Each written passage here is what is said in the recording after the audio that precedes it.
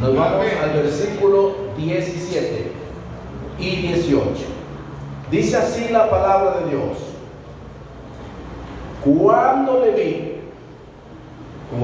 vi, caí como muerto a sus pies, y él puso su diestra sobre mí, diciéndome: no temas, yo soy el primero y el último. Y si usted me pregunta quién es ese primero y ese último, la respuesta está en el verso 18.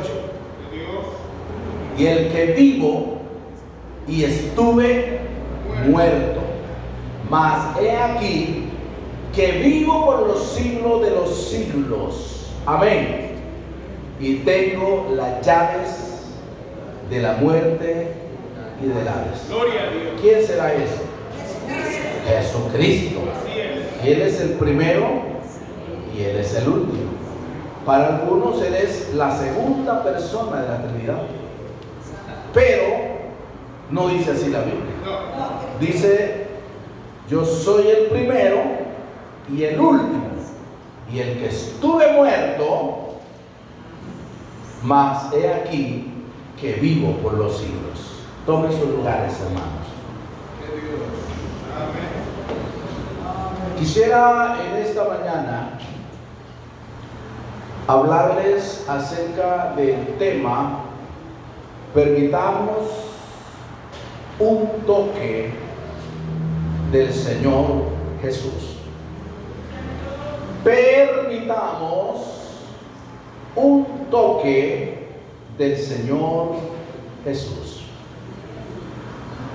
Y la verdad es que el Señor quiere tocarnos a todos, quiere bendecirnos a todos, quiere hacer milagros en todos.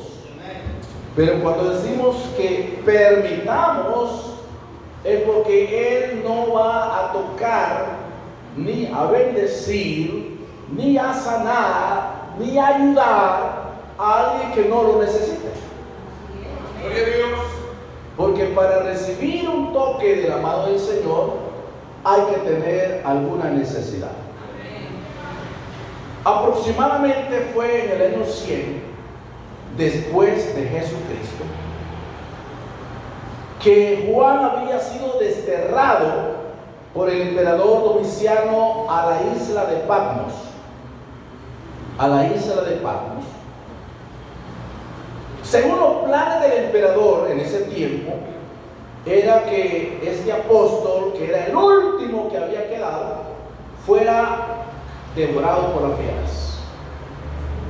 Todos los apóstoles habían ido muriendo, algunos en el año 67 después de Cristo, otros en el año 68 después de Cristo. Se cree que Pablo murió por el año 68 después de Cristo, y que Pedro murió por el año 67 después de Cristo, que Pedro murió crucificado de una cruz en forma de X, y que Pablo murió decapitado, porque así dice la palabra. Pablo dijo: yo ya estoy para ser sacrificado, y el tiempo de mi partida está cerca. He peleado la buena batalla, he guardado la fe, por lo demás me está guardada la corona incorruptible. Y lo más lindo es que dijo: no solamente para mí, sino para todos los que esperan la venida del Señor. Pero después que fueron muriendo todos los 12 apóstoles, queda uno. Es el que se llama Juan, del cual, hermanos, vamos a traer algo en esta mañana. Juan. Este es aquel hombre que en una ocasión Pedro le dice al Señor Jesucristo de esta manera: Señor, ¿y qué de este?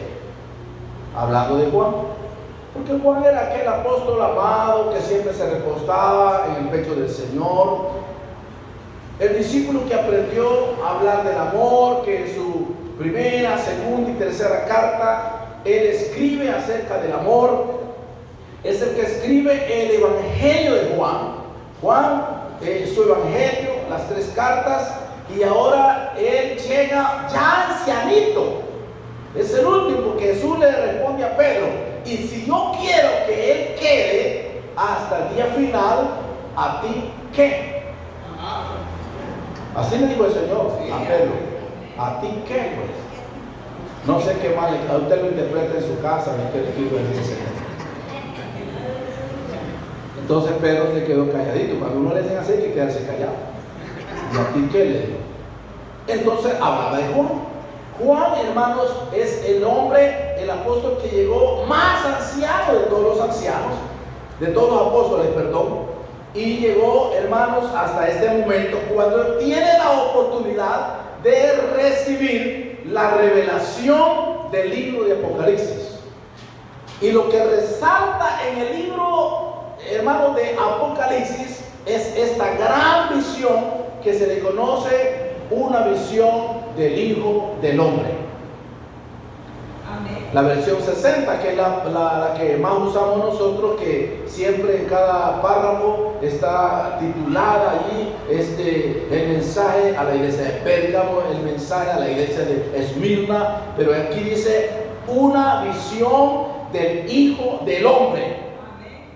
Juan mismo declaró, hermanos, la razón, el por qué estaba en esa isla. Póngame el verso 9, hermano ingeniero. Verso 9. Ya salió, ¿verdad? Dice así: yo, Juan, vuestro hermano y copartícipe vuestro en la tribulación, en el reino y en la paciencia de Jesucristo, estaba en la isla llamada Patmos, por causa de la palabra de Dios y el testimonio de Jesucristo. Eran 2 razones por qué estaba allí: por causa de la palabra de Dios y el testimonio de Jesucristo. Como que alguien de nosotros fuese llevado a la cárcel. Tal vez no a una isla que lo coman los tigres, sino a la cárcel, y que dijeran al hermano Mario Stanley, un ejemplo, está en la cárcel porque lo hallaron predicando en una esquina de un parque, y porque dijo que era cristiano. Ese era para Juan. Él está testificando en el verso 9 que fue llevado a la isla de Patmos por causa de la palabra de Dios y el testimonio de Jesucristo. Se cree que esa isla es una isla rocosa donde habían fieras, hermanos, animales, y este hombre fue llevado ahí con el propósito de que fuera devorado por las fieras. Pero gracias a Dios que la Biblia dice, el Señor dice: mis pensamientos no son vuestros pensamientos, ni vuestros caminos son mis caminos. Dios tenía otros planes y al revelar la gran visión del Hijo del Hombre. Entonces, hermanos, hablemos de esa imagen, de esa gran visión, no imagen, de esa gran visión. Primeramente, ¿cómo lo ve Juan al Señor? El verso 13, mire cómo lo ve. Dice: y en medio de los 7 candeleros, a uno semejante al Hijo del Hombre, vestido de una ropa que llegaba hasta los pies y ceñido por el pecho con un cinto de oro. ¿Y qué quiere decir eso en el Señor Jesucristo? Dice que estaba vestido con unas ropas, hermano, que llegaban hasta sus pies. ¿Sabe quiénes eran los únicos que se vestían de esa manera, con ropas grandes, largas, hueluditas así, y que llevaban hasta campanitas en su vestimenta? Eran los sacerdotes. Entonces, hermanos, los sacerdotes que ministraban en el altar tenían una vestimenta. Esto nos enseña que Jesucristo es el sumo sacerdote que vino a este mundo para expiar los pecados de la humanidad. A eso vino Jesús, para poder interceder por nuestros pecados. Hebreos, el capítulo número 4, verso 15 y verso 16, dice así la palabra de Dios. Dice, porque no tenemos un sumo sacerdote que no pueda compadecerse de nuestras debilidades, sino uno que fue tentado en todo según nuestra semejanza, pero sin pecado.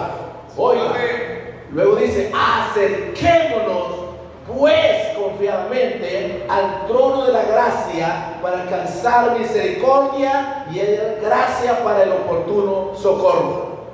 Dice Pablo a los hebreos, que según cree que es Pablo el escritor, porque no tenemos un sumo sacerdote que no pueda compadecerse de nuestras debilidades.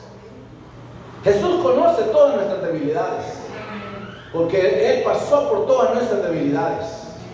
Él tuvo hambre, Él se cansó, Él, hermano, lloró, Él se puso triste. Todas esas situaciones, esas debilidades, hermanos, el Señor, Él tuvo sed, hermano, Él clamaba. Entonces, porque Él es el sumo sacerdote, con la diferencia que es sin pecado. Pero dice, acerquémonos pues confiadamente. Acerquémonos pues confiadamente al trono de la gracia para alcanzar misericordia y hallar gracia para el oportuno socorro. Quiere decir que ante el Señor hay que acercarnos con confianza. Acerquémonos pues confiadamente. Ahí no hay que tener pena. Ay, Señor, vea qué problema que estoy pasando. Mire qué deuda que estoy pasando. Mire qué enfermedad más vergonzosa. No, hermano, al Señor hay que acercarse con mucha confianza. Hay que tener fe y confianza. Cuando nos arrodillemos podemos contarle todo lo que nosotros sentimos, todo lo que nosotros somos, y Él está listo para ayudarnos, porque es el sumo sacerdote que conoce nuestras necesidades. Usted notará que hay cosas que uno no las puede estar contando a cualquiera. Hay enfermedades que no las puede estar diciendo, pero al Señor hay que tenerle confianza. Y además de ello, dice el versículo que tenía, ¿qué? Un cinto de oro. ¿Quiénes eran los únicos que usaban un cinto de oro? Eran los reyes. Nadie más podía usar un cinto de oro. Esto significa que Jesucristo, además de ser el sumo sacerdote, Él es el rey. Y no solamente es el rey, es rey de reyes. Así dice la palabra, es rey de reyes y señor de señores. Ningún hermano, ningún hombre humano podía hacer los dos oficios al mismo tiempo. O era sacerdote o era rey. Pero, y los oficios de un sacerdote no lo podía hacer un rey. Por eso que cuando los sacerdotes eran los que quemaban el incienso, y cuando Usía, que no era sacerdote sino que era rey, quiso quemar incienso, le nació lepra en la frente. Porque una cosa es el ministerio de los reyes y otra cosa es el ministerio de los sacerdotes. Pero Jesucristo es ambas cosas. Él es el rey y es el sumo sacerdote. Amén. Jesús es quien perdona nuestros pecados y es el rey de todos los reyes y señor de todos los señores. Solo Jesús puede ocupar esas dos posiciones. Además de ello, el verso 14 dice la Biblia, su cabeza y sus cabellos eran ¿qué? ¿Cómo eran? Blancos. Blancos. ¿Y qué representan los cabellos blancos en el Señor? En uno, cuando uno ya le salen canitas, dice, ay hermanito, ya, le quiere decir otra cosa. Pero las canas, diga canas, no salen solamente por edad. Hay jóvenes que tienen canas. Eso es en los humanos. Y uno dice, no, estas son experiencias. Para ayudarse un poco, ¿verdad? Mis canas son experiencia. Pero el Señor, Juan lo vio con cabellos blancos. Con cabellos blancos. En el Señor, ¿qué representan los cabellos blancos? Esto está representando a aquel anciano de días que Daniel vio en el capítulo 7 de Daniel y versículo 9 y verso 13. Ese no lo vamos a poner. Solamente quiero decirle que la blancura de sus cabellos simboliza la pureza de Dios, y en Cristo Jesús el cabello blanco significa que Él es el eterno, Él es el inmortal, Él es el anciano de días que el profeta Daniel vio allá. Si usted lee esas dos escrituras de Daniel capítulo 7 verso 13, hay una referencia bíblica y lo lanza a Apocalipsis capítulo 1 verso 14. Significa que Jesucristo es el mismo de ayer, de hoy y por los siglos. Él es el mismo.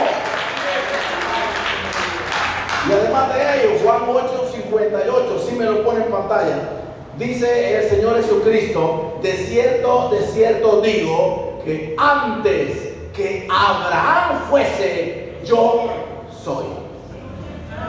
¿En qué tiempo existió Abraham? Existió allá por el capítulo 11 y 12 del libro de Génesis, el primer libro de la Biblia. Allá existió Abraham. Y Jesús está diciendo a los judíos: de cierto digo, que antes que Abraham fuese, yo soy. No dice yo era, dice yo soy. Tremendo. Entonces, hermanos, quiero avanzar. En el verso 14 también hay otra cosa que dice así, la palabra de Apocalipsis 1. Dice así la Biblia, verso 14: su cabeza y sus cabellos eran blancos como blanca lana, como nieve, y sus ojos como, ¿qué? ¿Cómo eran sus ojos? Como llama de fuego. Así vio Juan al Señor Jesucristo. Vestidos blancos, cabello blanco, vestido largo, un cinto de oro, y sus ojos cuando lo vio, como llama. ¿Cuántos conocen las llamas de fuego? Así lo vio Juan. Entonces, hermanos, esto representa el atributo del entendimiento de Dios para escudriñar, hermanos, aún nuestros pensamientos. Nosotros no necesitamos expresar algo para que el Señor sepa qué estamos pensando. Si usted está pensando ahorita, ya me está aburriendo este pastor, ya lo vio el Señor. También puede ver cualquier circunstancia difícil que usted esté pasando en cualquier lugar. En un lugar, hermanos, usted quizás en un túnel lo pone manos arriba, le están quitando la cartera, o en la oscuridad, pues ahí está la mirada del Señor para proteger, para bendecir, para ayudar, para auxiliar. No solamente es una mirada de juicio, sino de amor y de misericordia. Ya he dicho esto y lo voy a repetir, que muchas veces el concepto que la gente tiene de Dios es el de un Dios enojado, de un Dios violento, de un Dios que pasa solo castigando gente porque usted se pegó un tropezón. Ya dice: Dios te castigó. Ya viste que Dios te castigó. Usted se mordió la lengua. Ya viste. No, son descuidos. Eso no es que Dios nos esté castigando. Entonces la gente, hermanos, a veces los niños, uno dice: ya te va a castigar el Señor. Si no haces esto, ya te va. Hermanos, acostumbramos a decirle a nuestros hijos de un Dios enojado. Entonces cuando los niños crecen no quieren nada de Dios porque le tienen miedo. Pero Dios no solamente es así, hermano. Dios es amor. Dios es lleno de misericordia. Dios es lleno de gracia. Hermano, Dios es lindo, hermano. Por eso es que le adoramos, le bendecimos, le exaltamos, porque nuestro Dios es un Dios de misericordia. Wow. Y ahora escucha la voz, verso 10.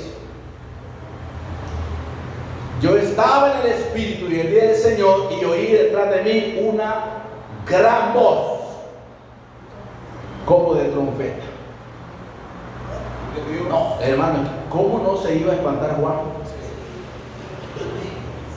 De repente lo ve, ojos como llamas de fuego. Y de repente una voz, la trompeta dice, no sé, Dulito sabe esto, que es maestro de música. La trompeta es el instrumento más fuerte que hay. No necesita estos convitos, mire, para sonar fuerte. Un trompetazo, hermano. ¡Wow!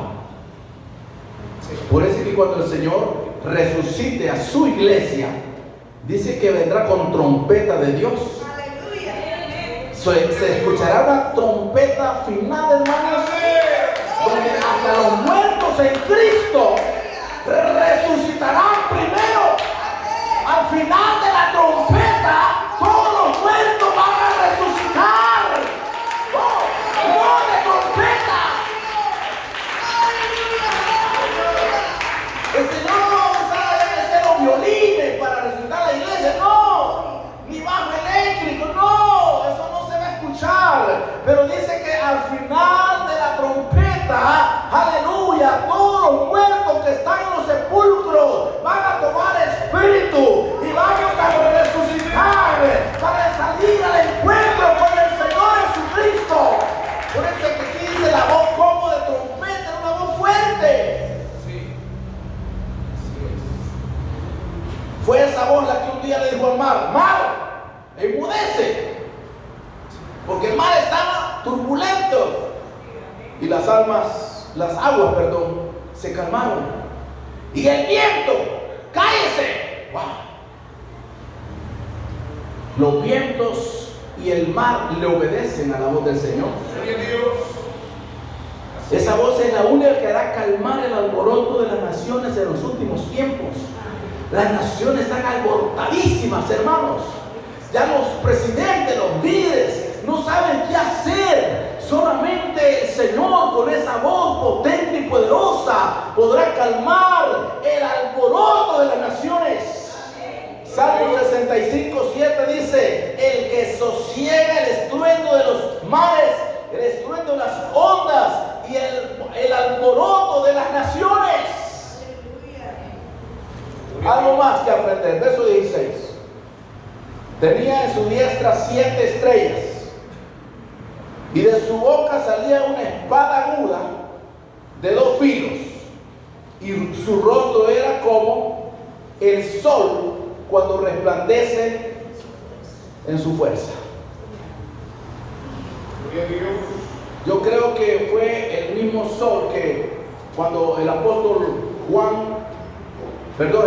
Pablo, que todavía no era apóstol, perseguía a los creyentes, y el Señor dice que se le aparece y una voz que le dijo: Saulo, Saulo, ¿por qué me persigues? Y dice que vio una luz más resplandeciente que el sol al mediodía, más resplandeciente que el sol al mediodía. Y ahora Juan lo ve el rostro como el sol cuando resplandece, como el sol cuando resplandece en su fuerza. Hay una gran diferencia, hermanos, entre la gloria del sol y la de los planetas. Según 1 Corintios 15:41 dice que una es la gloria del sol y otra cosa es la gloria de los planetas. Los planetas son reflectores de la luz que recibe el sol. Las estrellas, todos los planetas son reflectores de la luz que reciben del sol. Pero el sol no recibe fuerza ni luz de nadie. El sol tiene luz propia. Entonces significa que el sol no necesita de luz de nada ni de nadie. Esto quiere decir que la gloria de Cristo es eterna y Él no necesita, Jesucristo no necesita de nada ni de nadie. Así es. Porque Él es Dios Todopoderoso. Porque Él es Dios Todopoderoso. Jesús es el primero y es el último. Jesús es el Dios manifestado en la carne. Jesús es el admirable, fuerte, el Padre eterno y el príncipe de paz. Él es el niño de los valles. Él es el buen pastor. Él es el sol de justicia. Él es el camino, es la verdad, es la vida. Es el alfa y la omega, el principio y el fin de todas las cosas. Él es todo. Él es el Padre eterno. Es el todopoderoso. Por eso es que Él, como el sol, no necesita ni de nada ni de nadie. Así es. Oh, estamos seguros en Jesús. Si tenemos a Jesús, no necesitamos nada más. Si tenemos a Jesús, tenemos protección, tenemos bendición, tenemos sanidad, tenemos provisión, lo tenemos todo. Teniendo a Jesús, lo tenemos todo. Llegamos al tema. Su mano. Y el verso que leímos. Cuando le vi, caí como muerto a sus pies.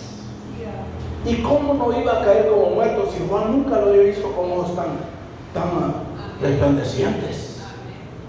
Nunca lo había visto así Juan. Nunca lo había visto con esa voz tan fuerte, tan poderosa como de trompeta.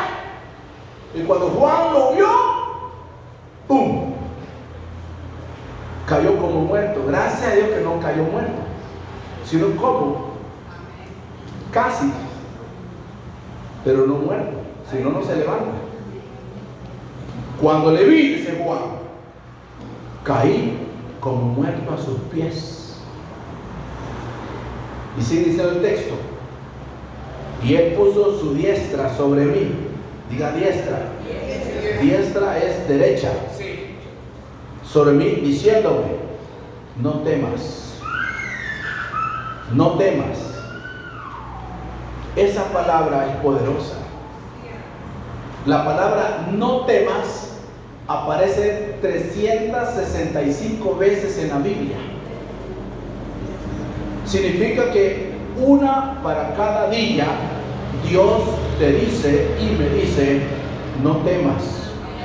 No temas a la pobreza, no temas a la enfermedad, no temas a la muerte, no temas al peligro. Todos los días usted sabe que de parte de Dios tiene una palabra que le dice, no temas, no temas. Cada día hay una promesa del Señor, no temas. Yo soy el primero y el último. Le colocó la mano, él puso su diestra sobre mí, dice Juan. No le hizo el movimiento, no le hizo señas, le colocó la diestra en él. Y ahí sí, Juan sabía mucho de esa mano. Según Mateo capítulo 8, verso 1, y estoy terminando, verso 1 a 3, Juan vio cuando el Señor colocó la mano en el leproso. Cuando Jesús descendió del monte, le seguía mucha gente, y aquí un leproso vino, se postró ante él y le dijo, si quieres, puedes limpiarme. Versículo 3, mire esto, Jesús extendió la mano, diga la mano, y le tocó diciendo, quiero ser limpio. Y al instante su lepra desapareció. Ningún hombre podía tocar un leproso, porque era una llaga inmunda. Nadie podía tocar, porque ¿sabe qué pasaba? Quedaba contagiado o contaminado. Si alguien tocaba a un leproso, la lepra se le pasaba. Pero como Jesús es Dios, colocó la mano en la llaga del leproso. Mire, colocó la mano. Jesús no se contagió, no se contaminó, sino que dice, le dijo, si quiero, sé limpio. Y al instante su lepra desapareció. Y Juan dijo, wow, esto es admirable. Y dice que Juan conocía el poder de esa mano. Cuando Jesús, hermanos, vio que Pedro se estaba hundiendo en las aguas.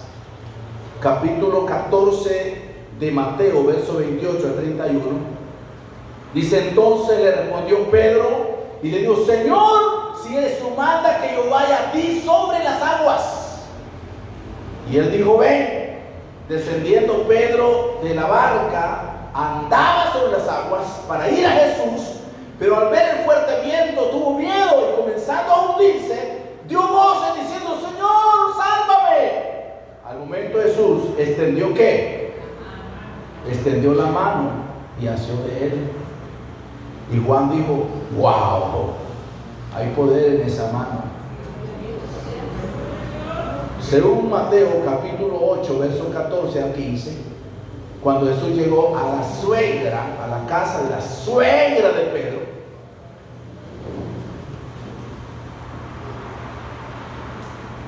y vio a la suegra de este postrada de cama con fiebre, y tocó su mano, y la fiebre la dejó, y ella se levantó y le servía.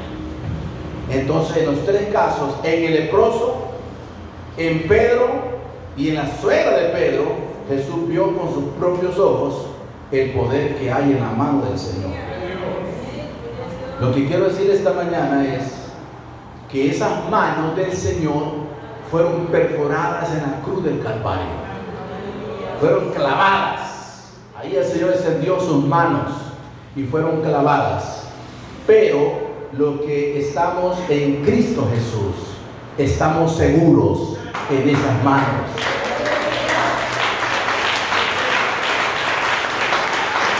En la mano del Señor hay sanidad.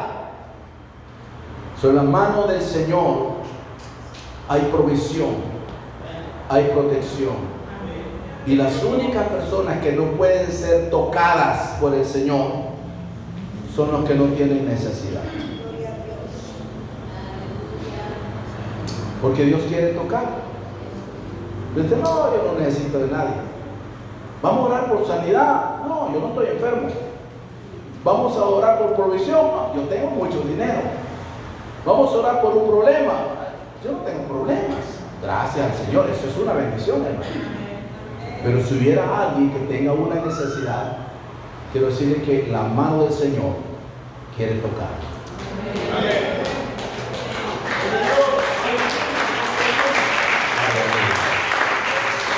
Vamos a ponernos en pie.